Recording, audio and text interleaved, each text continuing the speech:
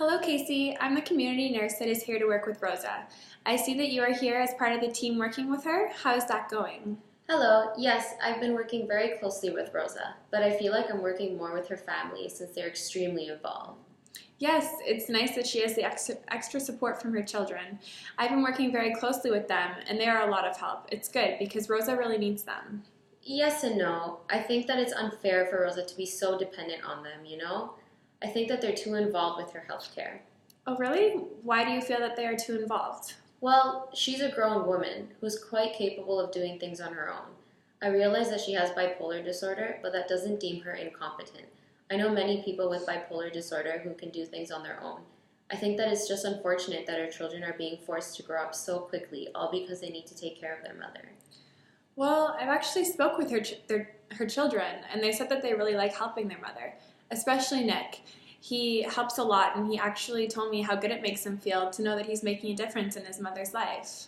I find that very odd. Taking care of his mother must take a lot of time and energy, and you'd think that a 25-year-old would want to have a life outside of caring for his mother. I hear what you are saying, and I agree with you that many 25-year-olds would not want this responsibility, but I have spoke with Nick personally about this. Have you spoke with him personally, or are these just assumptions that you're making?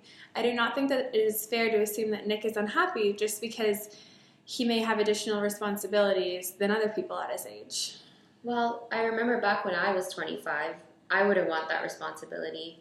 Well, fine. Let's not focus so much on Nick. What about the other two? Those are my main concern. They're just teenagers. Tony is 17 and Lucy is only 14. It's not fair that Tony and Lucy have to deal with the stress of their mother's health problems. They likely can't even handle the stress of their own that their own lives are throwing at them, let alone their mother's mental instabilities. They're still so young and they shouldn't have this stress on them. Maybe Tony and Lucy should be living somewhere else until they're grown enough to handle their mother's situation. Well, you have to remember that everybody is different. These clients are a very close-knit family. I can understand where your concerns are with Tony and Lucy. I actually spoke with Rosa's husband about my concerns regarding this, and he said that this is how they have been raised. He said their family focuses a lot on supporting each other and showing compassion to those in need, especially family members. He said the children would not want it any other way but to help their mother. Also, when doing an interview with Rosa, she mentioned the same thing. I also thought that it was important to get the children's perspective on this, so I spoke with them personally, making sure that they felt the same way. And when I spoke with the children, they all said that they felt that it was their role to help their mother. Where would you say that the children should be if they're not living with their mother? Oh, really? They said that to you? And I was going to mention a foster home, but if they actually said that to you, then maybe not.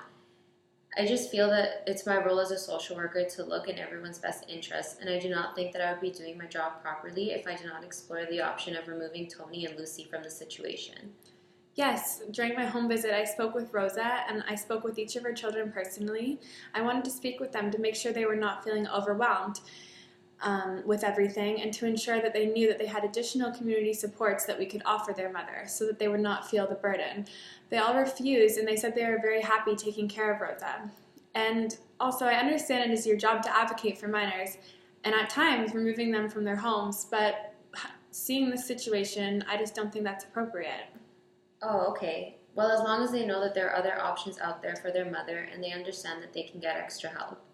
I made sure that I left them with all the additional information they needed for both them and Rosa. I will also be doing routine home visits, and during this time I will keep communicating with everybody to make sure that nobody is feeling overwhelmed by everything and that they are feeling very supported.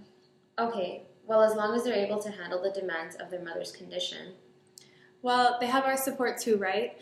We can continuously offer them support while they care for their mother, and we can also work with Rosa to help her gain some more independence too, because that's important.